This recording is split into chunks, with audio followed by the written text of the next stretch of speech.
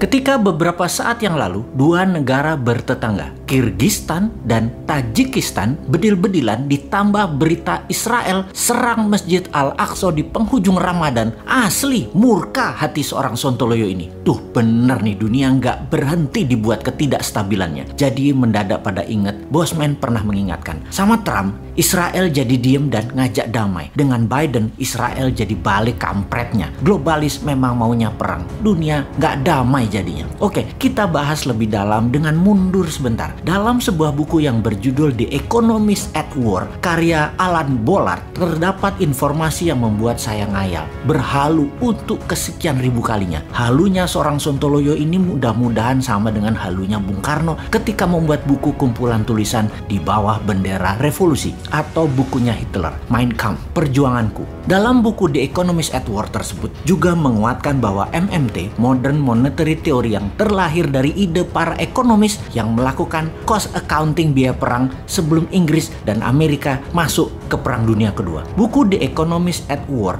menjadi buku berbahaya ketika generasi New Mind membacanya. Buku ini buku yang dilarang oleh Old Mind, terutama kaum akademisi ekonomi di kampus-kampus ternama. Anda tidak boleh punya ilmu yang lain selain ilmu kampus ekonomi yang selama ini berjalan, ilmu yang maha benar. Di Indonesia, kaum ekonom papan atas yang bergelar panjang lebar dan lahir atau berada di kampus-kampus ternama di Indonesia ternyata semua sudah pernah duduk di berbagai kursi kabinet dengan berbagai presiden. Sudah 40 tahun ini, sejak tahun 71, bergiliran ekonom ini mengelola ekonomi negara Indonesia. Apa buktinya? Buktinya, apakah membuat Indonesia menjadi negara superpower? Rupiah di tahun 71 itu nilai 1 dolar adalah sekitar 300-an rupiah. Sekarang tahun 2021, 14.500-an. Pertanyaannya sederhana, ditambah 3 tahun lagi sampai 2024, akankah membawa rupiah ke 10.000 atau ke 16.000? Ditambah lagi deh, karena populer dan rakyat suka dengan strategi buzzer, akan menggiring opini bahwa selama ini sukses. Jadi boleh tambah lagi hingga tahun 2029. Apakah rupiah jadi 10.000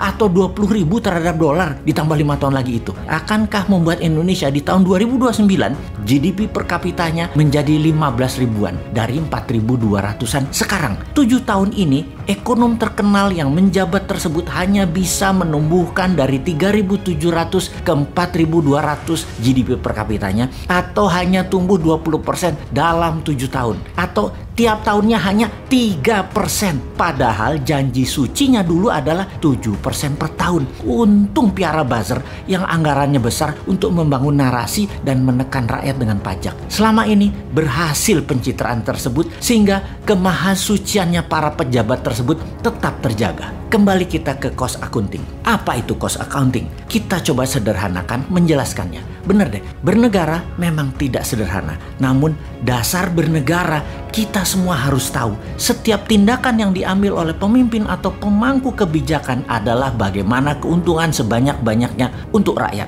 Saat ini ekonomi dan COVID di Indonesia menjadi masalah besar. Ada baiknya kita di mana salahnya bernegara dalam 12 bulan ini di dalam menangani economic at war dengan COVID dan bagaimana sarannya untuk bernegara. Pertama-tama adalah menghitung cost accountingnya. Cost accounting adalah menghitung berapa biaya dari sebuah proses produksi beserta mata rantai produksinya. Semakin panjang lapisan produksinya, semakin baik ekonomi bernegaranya. Inilah biaya akunting yang harus dihitung sebelum dana diturunkan. Sekali lagi, kalau mengerti bernegara harus menghitung cost accountingnya terlebih dahulu. Dana BLT jangan asal kucurkan, namun dihitung efek mata rantai uang beredar dari tangan ke tangannya. Misalnya kita putuskan dana stimulasi ekonomi ini harus berbasis produksi minimum 12 lapis tanpa unsur impor. Ini harus dibuat rencana yang namanya cost accounting, dihitung rinci sekali. Kain misalnya yang akan kita buat, maka 6 lapis ke bawah harus kita urai rinci. Benangnya dari mana, bahan benangnya dari mana, kapas atau polyesternya dari mana, mesinnya dari mana, dan harus lokal konten semua, dan mesin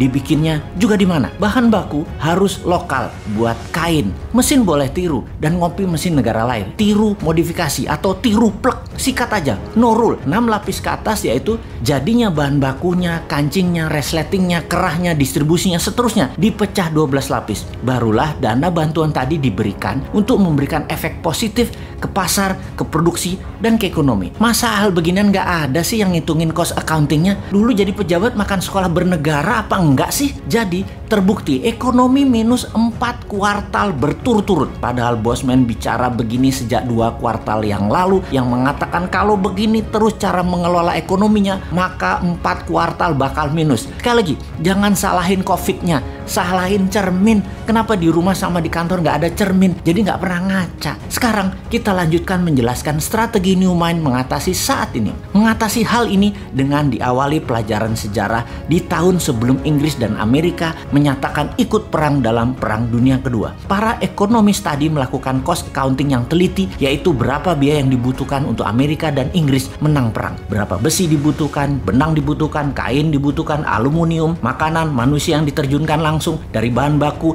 dirinci, diurai, didetailkan, kapas, tembaga, nikel, palladium, tantalum, bauksit, apapun mineral dirinci kebutuhannya hingga bahan baku tersebut menjadi benda, menjadi kapal perang, pesawat, kapal kargo, senjata, armor, dari personal hingga seluruh batalion, alat penunjang kesehatan, pangan, apapun itu diurai rinci dan semua produsennya didata. Dalam 2 tahun data ini lengkap dan di tahun 39 data tersebut rapi di meja Winston Churchill, Perdana Menteri Inggris kala itu, dan FDR Roosevelt, Presiden Amerika di kala itu. Apa yang mereka lakukan setelah itu? Ya printing money. Masa kayak menteri terpintar minjem IMF atau pakai obor Tiongkok? Ya enggak lah, kaum Newmind mah nggak bakal pinjem IMF atau obornya Tiongkok. Dikemas lebih modern. Dana tadi yang mendekati angka 3 triliun dolar uang sekarang dalam sekejap ekonomi 2 negara tersebut gigi 5 memproduksi mesin perang. Sekali lagi, apa underlayingnya? Ya benar, mesin perang. Jadi mengerti mengapa perang itu dibutuhkan negara jancuk Amerika. Seperti saat ini mulai nyerang Masjid Al-Aqsa di penghujung Ramadan. Dan perang 2 negara baru saja beberapa hari yang lalu antara Kirgistan dan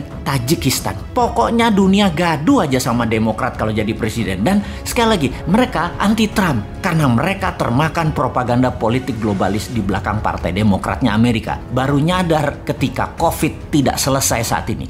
Perang di mana-mana membuat dunia menjadi tidak stabil. Dan semua itu apa? Semua itu demi uang. Kembali ke Indonesia. Kalau benar-benar mau menang lawan COVID, hitung cost accountingnya Genos, vaksin Nusantara, vaksin lokal lainnya yang terbukti aman, vitamin-vitamin, yang semuanya gratis untuk rakyat Indonesia. Lakukan sekarang cost accounting dan printing money-nya. Akhir tahun 2021, 100 juta manusia Indonesia punya imunitas tinggi. Dan tahun 2022, 270 juta manusia Indonesia punya imunitas tinggi. Harusnya selesai masalah COVID versi Newmind. Bagaimana Old Mind? Jadi pakai halunya Newmind.